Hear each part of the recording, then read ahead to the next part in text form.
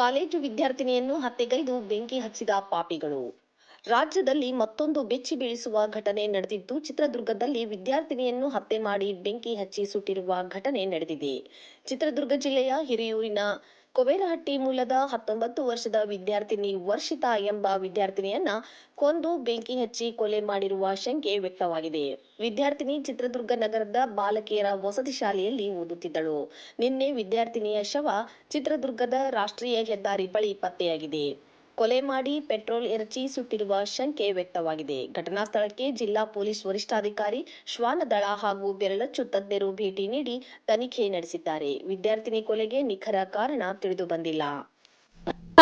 ಚೇತನ್ ಅಂತೆ ನನ್ನ ಕಂದನ್ನ ಫೋನ್ ಮಾಡಿ ಕರ್ಕೊಂಡು ಕೊಲೆ ಮಾಡಿದನಂತೆ ಸ್ವಾಮಿ. ನನಗೆ ಗೊತ್ತೇ ಇಲ್ಲ. ನನ್ನ ಕಂದ ನನಗೇನು ಹೇಳೇ ಇಲ್ಲ, ನನ್ನ ಹತ್ರ ಏನು ಮಾತೇ ಆಡಿಲ್ಲ. ಇಂಥದ್ದು ಏನು ಅಂತ ಗೊತ್ತಿದ್ರೆ ನನ್ನ ಕಂದ ಬದುಕ್ಸಂತಿದ್ನಲ್ಲ ಸ್ವಾಮಿ. ನನ್ನ ಕಂದನ ಕೂಲಿ ನಾಲಿ ಮಾಡಿ ನನ್ನ ಕಂದನ್ನ ಗಂಡು ಹುಡುಗ್ರಿಲ್ಲ ಅಂತ ಸಾಕಿದ್ದಲ್ಲ ಸ್ವಾಮಿ. ನನ್ನ ಕಂದ ಎಲ್ಲರೂ ಹಾಸ್ಟೆಲ್ಲಾಗಲಿ ಕಾಲೇಜಲ್ಲೇ ಆಗಲಿ ಮಕ್ಕಳನ್ನ ಇರೋ ಮಕ್ಕಳಾದರೂ ಕೇರ್ ತಗೊಂಡು ಚೆನ್ನಾಗಿ ನೋಡ್ಕೊಂಬ್ಲಿ ಸ್ವಾಮಿ. ನನ್ನ ಮಗಳಿಗೆ ಪರಿಸ್ಥಿತಿ ಬಂದತ್ತ ಇನ್ನೊಬ್ಬ ಮಕ್ಳಿಗೆ ಬರಬಾರ್ದು ಸ್ವಾಮಿ.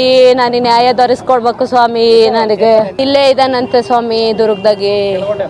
ಕೆಳಗೋಟೆ ಅಂತ ಹೇಳಿದ್ರು ಸ್ವಾಮಿ. ನಾನು ನೋಡೇ ಇಲ್ಲ ಸ್ವಾಮಿ, ನನಗೆ ಗೊತ್ತೇ ಇಲ್ಲ ಸ್ವಾಮಿ. ನನಗೆ ಹಾಸ್ಟೆಲಲ್ಲಿ ಬಂದಾಗ ನನಗೆ ಡೌಟ್ ಇತ್ತು ಸ್ವಾಮಿ. ಹಾಸ್ಟೆಲ್ ಹತ್ರ ಬಂದಾಗ ಹುಡುಗಿಯರು ಹೇಳಿದ್ರು ಸ್ವಾಮಿ ಯಾರ ಹಿಂಗೆ ಅಂತ ಚೇತನ್ ಅಂದಮೇಲೆ ನಾನು ಹಂಗಂತ ಏನಂತ ಕೇಳೋಣ. ನಾನು ಹುಡುಗಿಯರು ಹಂಗಂದ್ಮೇಲೆ ಅಪ್ಪಿ ಹಾಸ್ಟೆಲ್ ಹತ್ರ ಇದ್ನಿ ಬಾರೋ ಅಂತಂದೆ.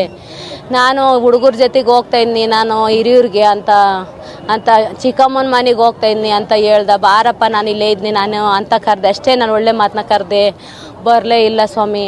ಏನಂತ ತಿಳ್ಕೊಣ ಅಂತ ಕರೆದೆ ಸ್ವಾಮಿ. ನನಗೆ ನ್ಯಾಯ ದೊರಕಿಸ್ಕೊಡ್ಬೇಕು ಸ್ವಾಮಿ. ನನ್ನ ಮಗಳ ಜೀವನಕ್ಕೆ ಗಲ್ಲಿಗೆ ಏರಿಸ್ಬೇಕು ಸ್ವಾಮಿ. ನನ್ನ ಗಲ್ಲಿಗೆ ಏರಿಸ್ಬೇಕು ಸ್ವಾಮಿ. ನನ್ನ ಮಗಳ ಪರಿಸ್ಥಿತಿ ನನ್ನ ಈ